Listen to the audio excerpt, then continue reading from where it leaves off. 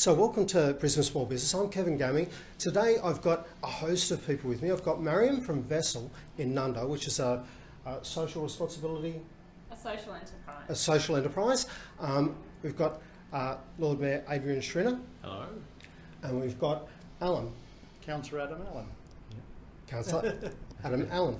So today we want to talk about what is the council doing for small business in Brisbane and how they can help us run better businesses. So Adrian, I noticed you come from a family that were small business owners, and when you were younger you were canvassing the streets with your father, selling washing of houses and that sort of thing. Yeah. How has that affected your approach to small business owners? Oh, I realise, I guess from my own experience with a family small business, that no one works harder than a small business person. They put everything into it, blood, sweat and tears, and they can also potentially lose their house if it goes bad as well. And you know, that is one of those things that I've been conscious of in developing council small business policies, because you know that these aren't people that are looking for welfare or handouts or anything. They want to work hard. They just want council to help them, not hinder them. So we've taken the approach where we want to be a small business friendly council. Fantastic. Yeah, one of the stats that really astounds me is that a typical person working in a small business produces almost half the revenue of someone in big business, and yet they still maintain profitability. Yep. So imagine if a big business halved their revenue tomorrow, what that would do to the business itself. It would collapse, and yet they're still able to do that. Now you're helping small business with the initiative of the $250,000 tenders. Yep. And giving preferential treatment to local small businesses in relation to that. Tell us more about that. Yeah, so it's something we introduced just in the recent budget, and it is a buy local first policy, but it's also scope for smaller tenders so that small businesses do have a chance. Often businesses assume that you have to be a big or medium business to get a council tender, and we want to make sure that people know that is not the case. We want small businesses to get involved, and there's any kind of different tenders that council runs for a whole range of different things. It might be building a major road upgrade, or it might be supplying toilet paper in our local park toilets, for example. There's a whole range of opportunities and all the way in between those. Yeah, fantastic. And I'll come back to how a couple of questions about that. One I do have to start with is, how are you going to measure the success of this? Because I notice it's only just started. So how are we going to measure the success of that 12 months down the track? We have a target of making sure that 80% of all of our council contracts are with businesses from South East Queensland and Brisbane. So we've been running it for now just over a couple of months when it comes to reporting. The first month in July, we had over 80% of our contracts going to local businesses.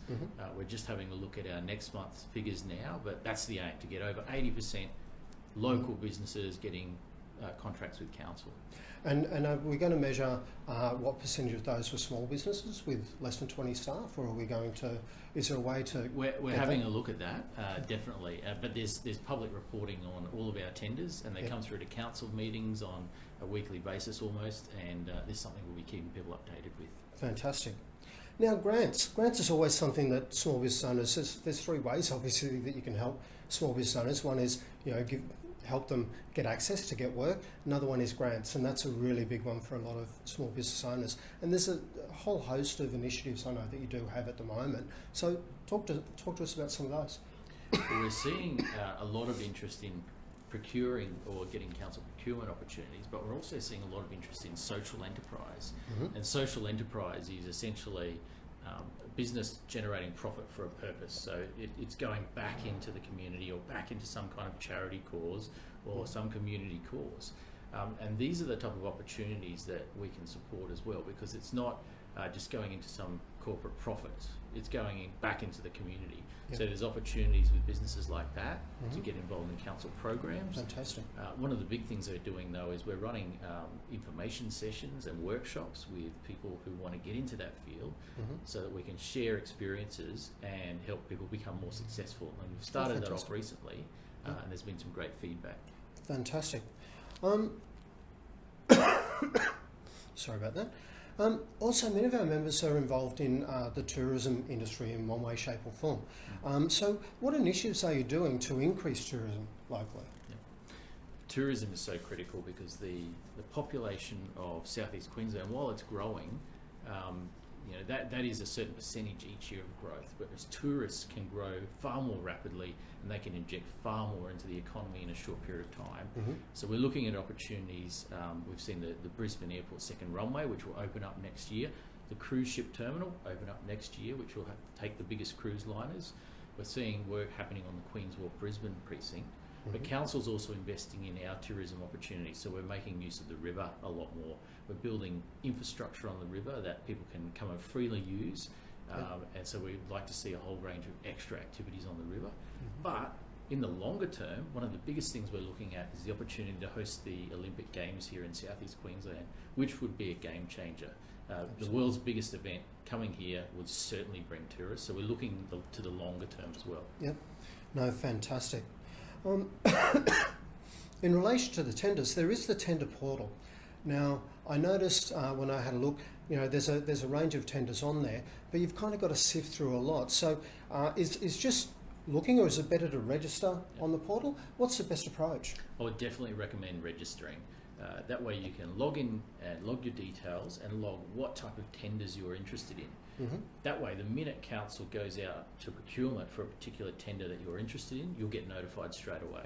That means you don't have to keep logging on and checking what's available. You'll get notified. So if you are interested in supplying office stationery, for example, you can tick that box and you'll get notified whenever we're getting those type of products or services. Yeah, no, that's great.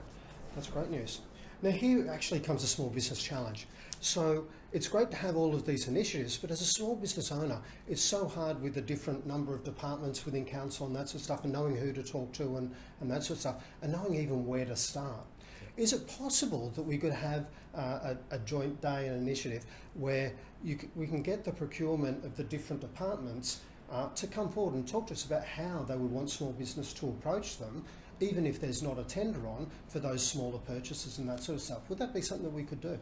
We are doing it. So Excellent. Great news. We run procurement workshops, and that's something that Councillor Allen has been pushing. Fantastic. So anyone who's interested in procuring with council or supplying to council can attend one of these workshops, and you go through the process. We take people through the process on how you can become involved, what you need to do. And then basically it's a how-to guide. So we've had some great feedback on that as well. No, that's great, because that is one of the big challenges is, you know, who do we talk to, how do we find out who they are, and starting to try and build that relationship and you know, narrow the distance between small business and council is really quite important to us. Is there one final message that you'd like to leave? Well, there's a range of initiatives that we've got on the go at the moment, but we always want feedback on how we can do better. I was talking to you earlier about the fact that council wears many hats.